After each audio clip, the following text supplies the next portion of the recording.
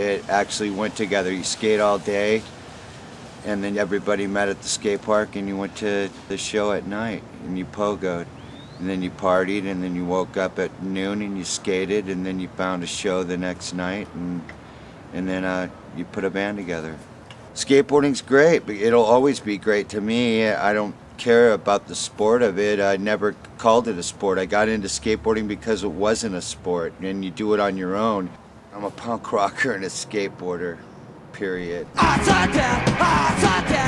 don't even care, you're the one that cares. You can ride in the back for riding in the big vibe. But you ain't calling 1991. You can't convince me cause it's too far gone. I'm already hard, it's a matter of time. 1991 and I'm running out of time. If you can't see the answer, then I'll help you when I'm there. God tells me that I'm wrong. Then that's a big more comment, dead, fine, slow down. Martell world, you can have my child. Put you in my world, we'll be there when I'm gone. Picture what I call him 1991. I bet you what I call him 1991. I bet you what I call him 1991. A punk rocker and a skateboarder. That's what it boils down to. But over the years, Dwayne has lived it all.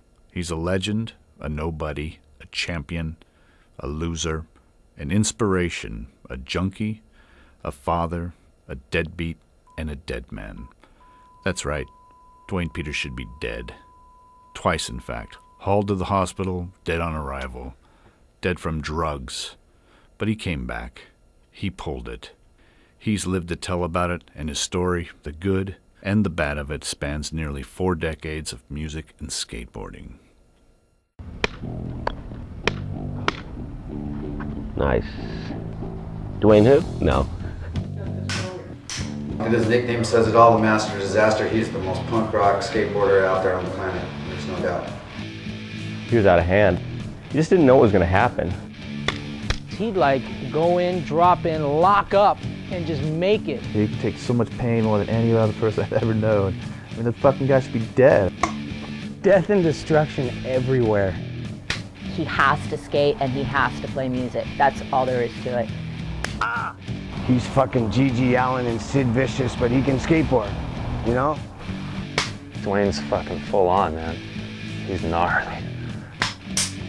When you think of punk skating, it's Dwayne Peters. He's one of the most influential skaters to ever step on a skateboard. He's paid his dues. 9 times out of 10, if there was something outstanding to remember, Dwayne had something to do with it. He's taken his own course, done what he wanted to do. Dwayne is every bit as much on his game as he ever has been. He is fucking passionate about what he is into. The attitude's still there, and you know, that's the one thing that's cool in my book about Dwayne is he's still a true blue, 100% punk rocker, and he's not going to live any other way. Dwayne's fucked. We like that. There's nobody else like Dwayne. Never has been, there never will be. Because he's one of a kind. And that's what separates him from the rest. And that's a fucking great quality to have. I think.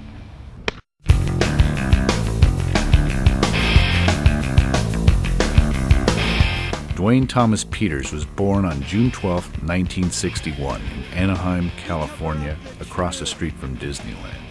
His folks raised the family in a typical suburban home. Dad sold cars, Mom took care of the house and kids. When Dwayne was 9, divorce ripped the family apart. Dad moved out. Dwayne and his brother and sisters stayed with Mom. Together, they towed the poverty line. Already a rowdy kid, Dwayne slipped further into fury. A broken home boy, hot-wired for risk and danger. Just ask his mom. I bet you didn't think Dwayne had a mother. Huh? From the first pain, hour and a half he was born, and he was ready. The doctor broke my water and cut him in the head with his knife. From that time on, no stopping him. When he started to walk and started to crawl, that was when the fun began. He was always very, very stubborn. If he set his mind to something, I don't care what you did, You couldn't change it. He just wouldn't give up. He was never one to stop, no matter what it was. He was hell-bent to do it. He'd get a hold of an old mattress out of a trash bin, and he'd jump out in front of cars in the alley just to see how close they could come before they hit him.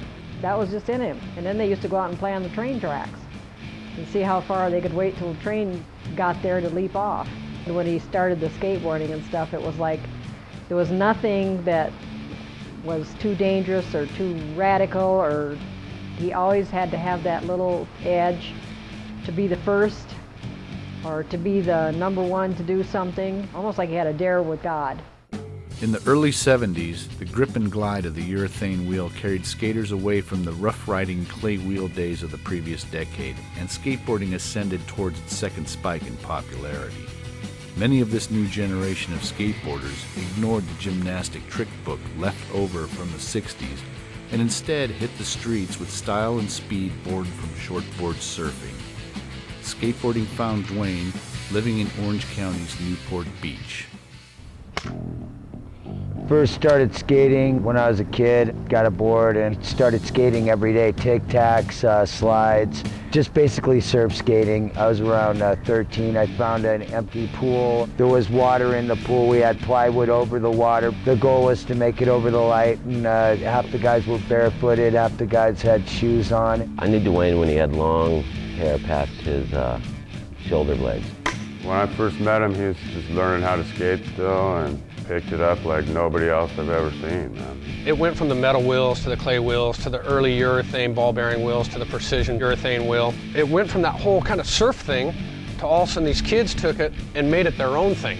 And all of a sudden you had the skateboarders. Skaters were aggressive. Skateboarding is against the law, and it fucking probably always should be, really. We had to go underground. We had to break laws. We had to do what we had to do what we wanted to do.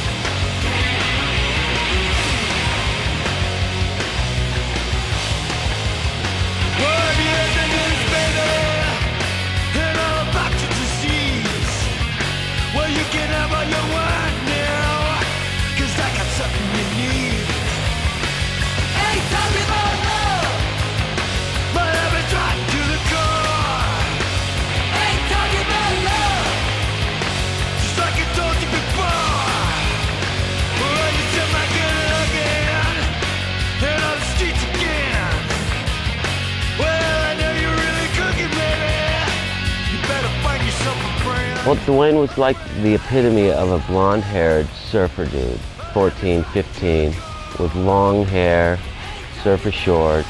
He was a good skateboarder. I hooked up with a crew of guys, the Tile Stick Boys. Chris Sparks' dad was making the Mojo skateboards, but we always wanted our own. Didn't get Pops to listen, so started making our own boards and started Tile Sticks. Well, Tile Sticks was tie sticks, and then the L just fit in the middle for the tile. We were just doing our own thing and having fun.